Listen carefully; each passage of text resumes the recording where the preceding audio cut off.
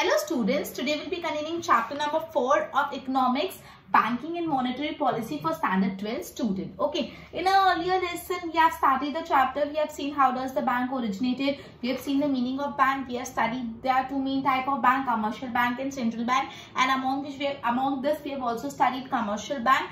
We have studied functions of commercial bank. हम primary function पे थे, अपन ने एक्सेप्टिंग डिपॉजिट कंप्लीट कर लिया, प्रोवाइडिंग क्रेडिट फैसिलिटी कंप्लीट कर लिया. नेक्स्ट टॉपिक पे आते हैं, that is payment with withdrawal facility.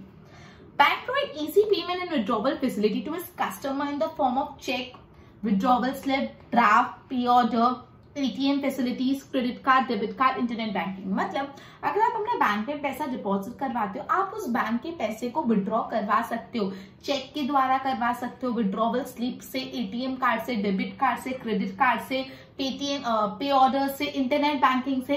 तो बैंक आपको आपका जो पैसा आपने डिपॉजिट किया उसको विड्रॉ करने के लिए भी अलग अलग फैसिलिटीज प्रोवाइड करती है. तो एक बैंक का फंक्शन है कि जो भी पैसा डाला हुआ है वो विड्रॉ हम इजीली कर सकते हैं via cheque, via internet banking, ATM, debit card, credit card, withdrawal slip and etcetera. Right. Next, credit creation. Bank undertake the activity of credit creation to ensure that supply of money in economy fulfill the demand of money. Basically, जो भी money का supply है economy में उसको fulfil करने का काम bank करती है. बैंक क्रेडिट क्रिएट करती है. क्रेडिट क्रिएट करती है मतलब क्या कि जो भी सप्लाई ऑफ मनी है इन द इकोनॉमी में पैसों का सप्लाई हमेशा रहना चाहिए. पैसों का सप्लाई कम नहीं होना चाहिए. Supply of the money economy में कंट्रोल कौन करता है? Bank. Right. Bank create money from the existing stock of money. Bank जो डिपॉजिट से, जो पैसे डिपॉजिट लिए उससे और पैसा क्रिएट करती है, thereby add to the supply of money in economy. और इस तरह से इकोनॉमी में पैसा सप्लाई करती है. मतलब बैंक को जो डिपॉजिट मिला है उससे बैंक और मनी क्रिएट करके इकोनॉमी में वो मनी सर्कुलेट करती है, लोन देके या इन्वेस्टमेंट करके. ठीक है. When credit creation by bank increases, supply of money increases, and credit creation decreases, supply of money decreases. जब बैंक का क्रेडिट क्रिएशन बढ़ता है तो मतलब supply of the money in the economy बढ़ता है, और जब बैंक का क्रेडिट क्रिएशन कम हो जाता है तो supply of money in the economy कम हो जाता है. Clear? Okay, just a minute. यहाँ पे बोला है बैंक क्रेडिट क्रिएशन करती है. मतलब क्या होता है? बैंक डिपॉजिटर से पैसा एक्सेप्ट करती है और वो डिपॉजिटर से पैसा एक्सेप्ट किया हुआ लोन पे देती है या कहीं इन्वेस्टमेंट करती है. इस तरीके से बैंक वो मनी को मार्केट में सर्कुलेट करवाती है. इस तरह से मार्केट में सप्लाई ऑफ द मनी बढ़ता है. क्लियर? तो बैंक जो क्रेडिट क्रिएशन करती है मतलब supply of the money in economy बढ़ाती है, और जब क्रेडिट क्रिएशन कम कर देती है तो supply of the money in economy कम कर देती है. ठीक है. तो दो अपन एक फंक्शन पढ़ा, एक तो विड्रॉवल इजीली हो जाता है और क्रेडिट क्रिएशन करता है बैंक. नेक्स्ट. ओके, इसमें कंटिन्यू हो रहा है. When the bank lend money from primary deposit, the borrower has to open an account with the same bank or another branch in order to deposit the check of the loan, borrowed sum of money. Okay, अब यहाँ पे बोला जब bank ने depositor से पैसा accept किया, ये जो डिपॉजिटर से पैसा एक्सेप्ट किया ये पैसा बैंक किसी और को लोन पे दे दिए, तो जिसको भी लोन पे दे दिए उसको उस बैंक में अकाउंट खुलवाना पड़ेगा या तो वही बैंक के कोई और ब्रांच में अकाउंट खुलवाना पड़ेगा और उस अकाउंट में पूरा का पूरा लोन का पैसा बैंक डाल देगी. Clear? When the cheque is credited in the new account it becomes a derived deposit for the bank.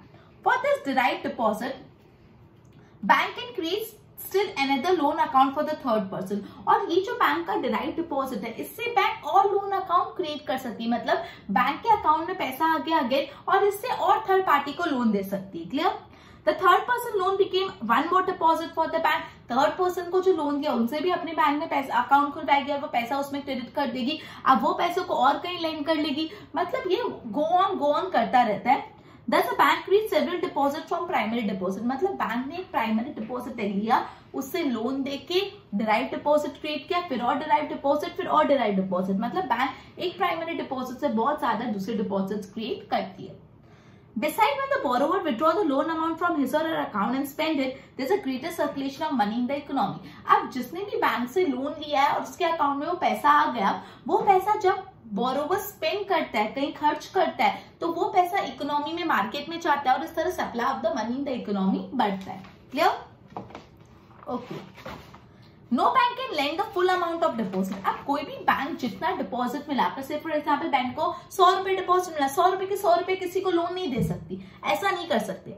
From every deposit, bank has to keep aside some proportion of money in the form of cash reserve. जितना भी deposit accept करते हो उस deposit का कुछ percentage होता है जो कैश रिजर्व की तरह रखना होता है, उस परसेंटेज को आप लैंड नहीं कर सकते और बाकी का लैंड कर सकते हो, which is known as cash reserve ratio, CRR। Cash reserve ratio क्या होता है, जितना भी बैंक ने पैसा डिपॉजिट एक्सेप्ट किया है वो पूरा का पूरा पैसा बैंक लैंड नहीं करती, वो जितना डिपॉजिट किया उसमें से कुछ परसेंटेज ऑफ द पैसा बैंक अपने पास रखती है कैश रिजर्व के फॉर्म में, जिसको बोलते हैं CRR, cash reserve ratio, right.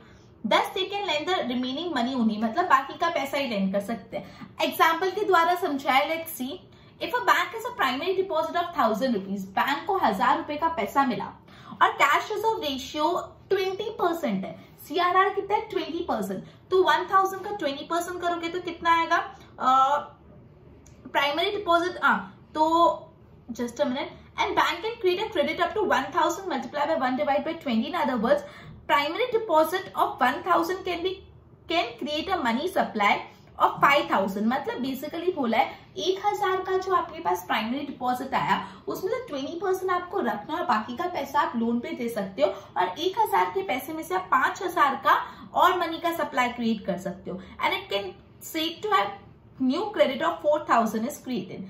देखो एक एग्जांपल के थ्रू समझा है, bank a net deposit 1000, required reserve 200 रुपए का, देखो 1000 में से 20% रिजर्व रखा और लोन कितने का दिया, 800 का। समझ लो, आप टेबल के थ्रू समझो, बहुत इजी समझ आ जाएगा। देखो 1000 रुपए एक्सेप्ट किए जिसमें से 20% कैश रिजर्व रेशियो रखना था, तो 2000 रुपए रखे, 1000 का 20% 200 रुपए रखे और 8000 रुपए लोन पे दे दिए। अभी 8000 का और लोन पे दे सकते हैं, ये जो 8000 है, सॉरी 800 रुपए इसको और लोन पे दिया, उसका लेकिन 20% रखना पड़ेगा, तो उसका 160 रखा, 640 लोन पे दे दिया, ये 640 को भी लोन पे दे दिया, अगेन 20% रख के, and this process continue, ultimately 4000 rupees अपना न्यू लोन्स बन गए। क्लियर, मतलब 1000 से 4000 रुपए के न्यू क्रेडिट क्रिएट हो गया। दिस क्रेडिट क्रिएशन की फॉर्मूला है primary deposit multiply by 1 upon cash reserve ratio. Credit creation की फॉर्मूला याद रखना, जितना भी आपने प्राइमरी डिपॉजिट एक्सेप्ट किया वो मल्टीप्लाई बाय 1 डिवाइड बाय जितना भी आपका CRR रेशियो है, मतलब क्रेडिट क्रिएशन अगर 1000 है, 1000 मल्टीप्लाई बाय 1 डिवाइड बाय 20%, जितना भी कैश रिजर्व रेशियो इससे मल्टीप्लाई करना है। When customer withdraw more money than deposited amount for their current account, this is called overdraft facility। अब मैंने overdraft facility पढ़ा, जितना करंट अकाउंट में पैसा उससे ज्यादा पैसा विड्रॉ करने को बोलते हैं ओवरड्राफ्ट करना।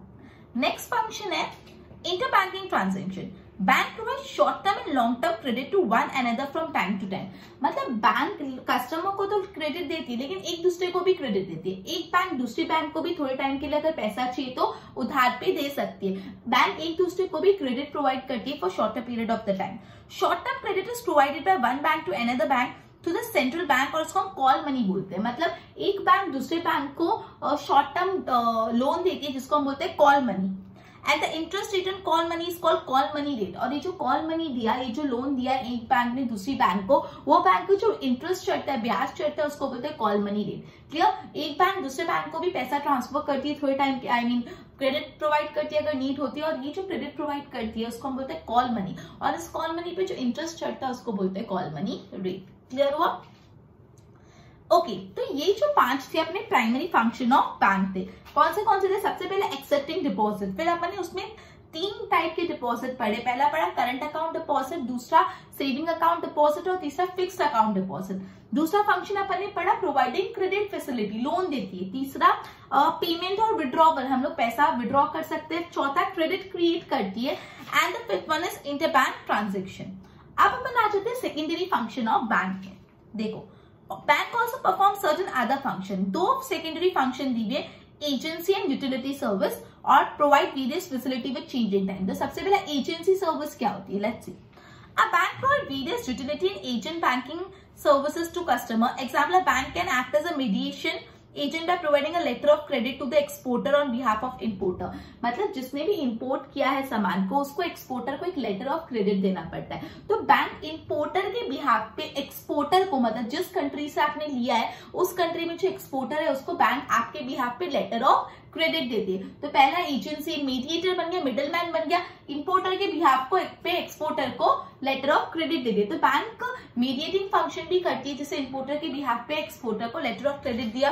Bank also provide underwriting service to various business. Bank underwriters भी बनते हैं। अंडरराइटर्स अपन ने 11th स्टैंडर्ड में पढ़ा था कि शेयर्स वाले चैप्टर में भी आपने पढ़ा है कि अगर कोई कंपनी की शेयर्स इश्यू करे, उस शेयर्स में से 90% सब्सक्रिप्शन आना चाहिए, मतलब 90% शेयर्स बिकने चाहिए। लेकिन अगर आपको डाउट होता है कि शेयर्स बिकेंगे कि नहीं, तो आप क्या कर सकते हो, बैंक को बोल सकते हो आप इतना पोर्शन अंडरराइट कर लो कि इतना पोर्शन तो आप खरीदोगे। इसको बोलते हैं अंडरराइटिंग सर्विस। तो बैंक अंडरराइटिंग सर्विसेज भी प्रोवाइड करते हैं, right. Bank also provide facility to customer to pay tax चालान। जो अब कस्टमर को टैक्स भरना पड़ता है, टैक्स के चालान भरने पड़ते हैं, बैंक वो फैसिलिटी भी प्रोवाइड करती है।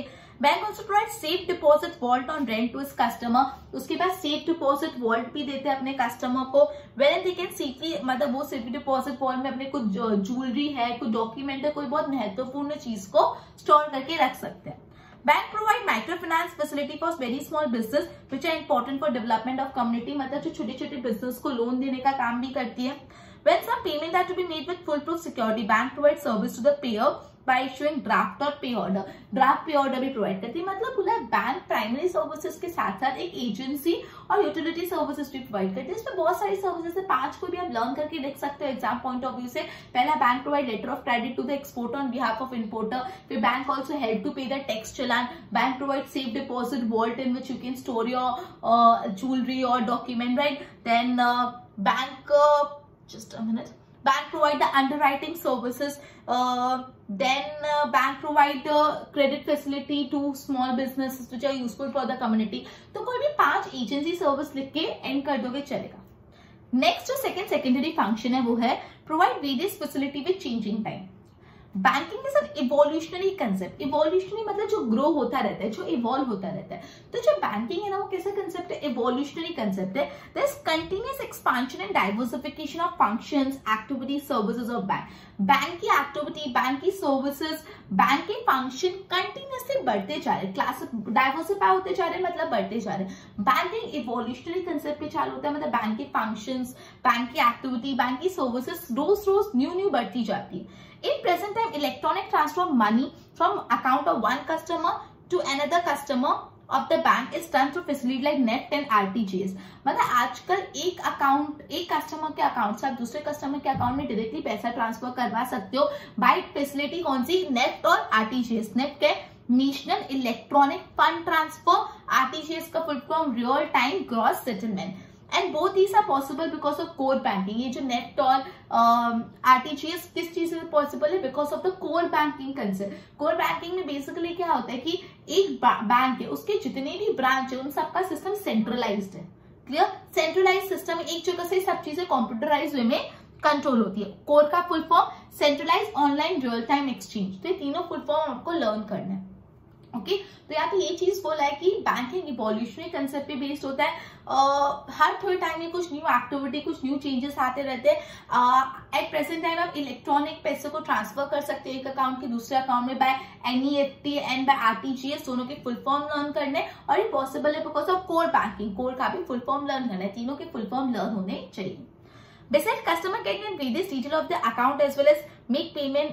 मतलब बेसिकली कस्टमर को अगर अकाउंट डिटेल्स चाहिए वो भी मिल जाती है। ऑनलाइन पेमेंट कर सकते हो, बाय बुक्स, टिकट्स खरीद कर सकते हो, बुक खरीद सकते हो ऑन द कंप्यूटर और mobile phone through internet banking and mobile banking app. मतलब अगर आपके फोन में इंटरनेट बैंकिंग है, मोबाइल बैंकिंग ऐप है, तो आप घर बैठे बैठे मोबाइल पे आपको कोई चीज का लाइट बिल पे करना है, ये पे करना है, कोई बुक खरीदनी है, कुछ भी करना है, आप इजिली कर सकते हो। ठीक है, bank also provide safe deposit vault and facility of D. Okay, ठीक है। So this customer can get various details of the account. Demat account खुलवा सकते हैं वो लोग। डीमैट अकाउंट का फुल फॉर्म डीमैटेरियलाइज्ड अकाउंट, जो शेयर्स में ट्रेडिंग करने के लिए ओपन करवाना पड़ता है, right. This is an account में shares, debenture, bond can be held in electronic form which is easier than holding in physical form। Demat account का एक ऐसा अकाउंट है जिसमें आप अपने शेयर्स, अपने डिबेंचर्स, अपने बॉन्ड्स, ये सारी चीजों को आप इलेक्ट्रॉनिक फॉर्म में होल्ड कर सकते हो। फिजिकल फॉर्म से ज्यादा बेटर फॉर्म है, आप इलेक्ट्रॉनिकली उसको होल्ड कर सकते हो। क्लियर। ओके, तो ये अपनी थी सेकेंडरी फैसिलिटी, मतलब अपने फंक्शंस ऑफ बैंक पढ़ा, फंक्शंस ऑफ कमर्शियल बैंक जिसमें अपने प्राइमरी फंक्शन और सेकेंडरी फंक्शन दोनों पढ़े। ये पूरा का पूरा आंसर 5 मार्क के लिए बहुत ही ज्यादा इंपॉर्टेंट है, फंक्शंस ऑफ बैंक जिसमें आपको उसके प्राइमरी फंक्शंस भी लिखने पड़ेंगे और सेकेंडरी फंक्शंस भी। Clear? Okay, presence of commercial bank in India. Commercial bank in India operated in the public as well as private sector, मतलब इंडिया में बेसिकली जो कमर्शियल बैंक है वो पब्लिक सेक्टर में भी अवेलेबल है और प्राइवेट सेक्टर में भी अवेलेबल है। After the economic reform 1991 foreign bank have entered the private sector. In 1991 के बाद जो फॉरेन की बैंक है वो भी प्राइवेट सेक्टर में इंडिया में आ चुकी है। Besides there, financial company which function like bank, साथ में financial companies भी जो बैंक में जैसे काम करते हैं ऑर्गेनाइज्ड और अनऑर्गेनाइज्ड मनी मार्केट में। And also there is an existence of cooperative bank. Cooperative bank भी मतलब बोला है कि इंडिया में जो कमर्शियल बैंक है वो पब्लिक भी है प्राइवेट भी है। 1991 के रिफॉर्म्स के बाद जो फॉरेन बैंक है वो भी इंडिया में आ गई है एज अ प्राइवेट बैंक। फिर काफी फाइनेंशियल इंस्टीट्यूशंस है जो फाइनेंशियल कंपनीज है जो बैंक जैसे काम करती है ऑर्गेनाइज्ड और अनऑर्गेनाइज्ड सेक्टर में, और काफी कोऑपरेटिव बैंक्स भी है। Clear? But by the official definition of bank in India, only those companies which are listed in second schedule of RBI 1934 are called scheduled bank and the real bank. लेकिन जो official definition है schedule bank की वो क्या है? जो भी bank reserve Bank of India act 1934 के सेकेंड शेड्यूल में लिस्टेड है वो सारी बैंक को ही बोला जाएगा कि वो बैंक शेड्यूल बैंक है, वो बैंक को हम रियल बैंक मानेंगे। All rules and regulation of Reserve Bank of India apply to this bank. In bank को जो भी आरबीआई के रूल्स और रेगुलेशन है वो अप्लाई होते हैं, right? Okay, so basically schedule bank कौन सी बैंक होती है? वो बैंक जो reserve Bank of India act 1934 के सेकेंड शेड्यूल में जो जो बैंक का जिक्र किया गया है वो बैंक है शेड्यूल बैंक और रियल बैंक, और उनको रिजर्व बैंक ऑफ इंडिया के सारे रूल्स रेगुलेशन फॉलो करने होते हैं। क्लियर? देखो टेबल देख रहे हो, शेड्यूल बैंक में दो टाइप की, कमर्शियल बैंक और कोऑपरेटिव बैंक। कमर्शियल बैंक में 4 टाइप है, पब्लिक सेक्टर कमर्शियल बैंक मतलब पूरी पब्लिक सेक्टर, दूसरा प्राइवेट सेक्टर कमर्शियल बैंक, तीसरा मल्टीनेशनल बैंक मतलब foreign bank working in India जो इंडिया में काम कर रही है, चौथा regional rural bank RRB regional rural bank. सो कमर्शियल बैंक को 2 कैटेगरी में डिवाइड किया है, पहला है शेड्यूल बैंक को 2 कैटेगरी में डिवाइड किया है, पहला कमर्शियल बैंक, दूसरा कोऑपरेटिव बैंक। और कमर्शियल बैंक के अगेन 4 पॉइंट है, पहला वाला पॉइंट है पब्लिक सेक्टर बैंक, दूसरा प्राइवेट सेक्टर बैंक, तीसरा है foreign bank that are operating in India, चौथा रूरल रीजनल डेवलपमेंट बैंक। ठीक है, रीजनल रूरल डेवलपमेंट बैंक, ये टेबुलर फॉर्म में याद रखना। ओके, ये पूरा था शेड्यूल बैंक का क्लासिफिकेशन। आपको अगर पूछे give the details of classification of schedule bank तो आपको लिखना है। आपको ऐसा भी पूछ सकते हैं शेड्यूल बैंक की definition, so you have to write the bank that are listed in second schedule of Reserve Bank of India 1934 act are known as schedule bank. Clear? चलो अब जो सेकेंड टाइप ऑफ बैंक है central bank के बारे में पढ़ते हैं। There exists a central bank in all the countries of the world. मतलब हर कंट्री में एक सेंट्रल बैंक होती है which manages, evaluates and regulates the banking system in entire country. जो पूरे कंट्री के बैंकिंग सिस्टम को मैनेज करता है, रेगुलेट करता है, इवेल्युएट करता है। मतलब हर कंट्री में एक सेंट्रल बैंक होती है, वो जो सेंट्रल बैंक है पूरे banking system of the country को मैनेज और रेगुलेट करती है। Besides, central bank protect the interest and rights of customer और various bank and of general public. मतलब इन शॉर्ट ये जो सेंट्रल बैंक है वो जो अलग अलग कस्टमर्स है उन लोगों का इंटरेस्ट भी सेफगार्ड करते हैं। R P Kent define the central bank. R P Kent ने सेंट्रल बैंक की डेफिनेशन कुछ इस तरह दी हुई है, institution charge with the responsibility of managing the expansion and contraction of the volume of money in the interest of general public welfare.